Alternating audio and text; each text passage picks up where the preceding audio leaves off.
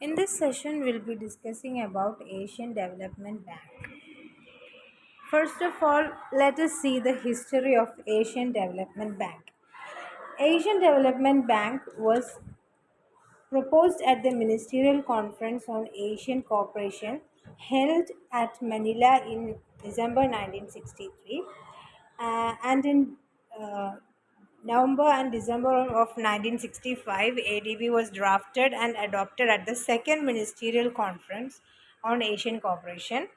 In that, 33 countries signed its charter in January 1966, and ADB was finally established on December 19, 1966, headquartered at Manila, Philippines.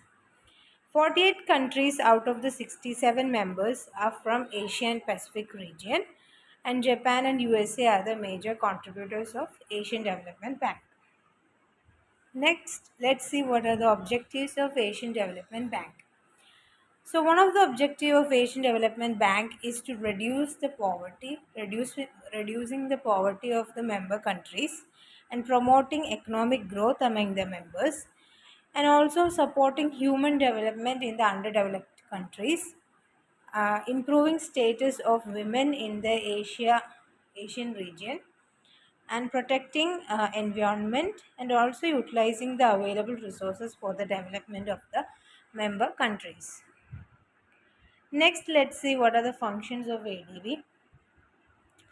So, one of the function of ADB is to grant loans and equity investments for members, and also providing assistance for planning and execution of development projects, providing and facilitating investment for public and private capital for development projects, and also helping in coordinating development policies and plans, uh, and also it cooperates with the UN and other international institutions for mobilizing funds, and it also utilizes capital resources for executing development projects in the member countries.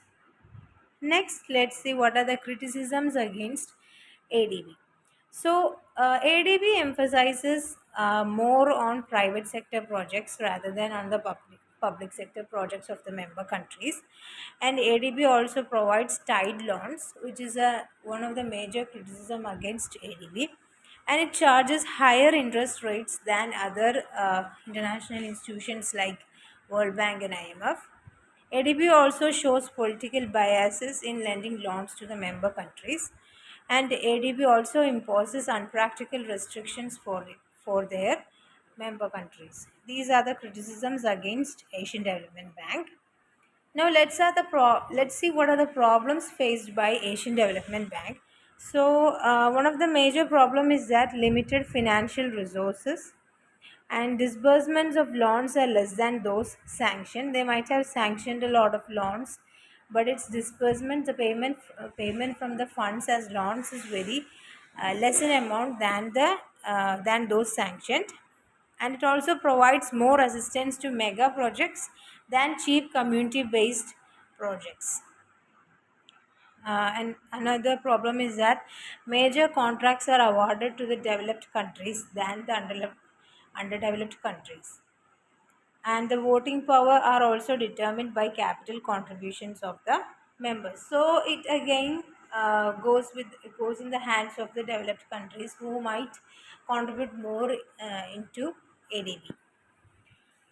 So, in this session, we've discussed about the history of ADB, its objectives, its functions, its problems, and also the criticisms against ADB. Thank you.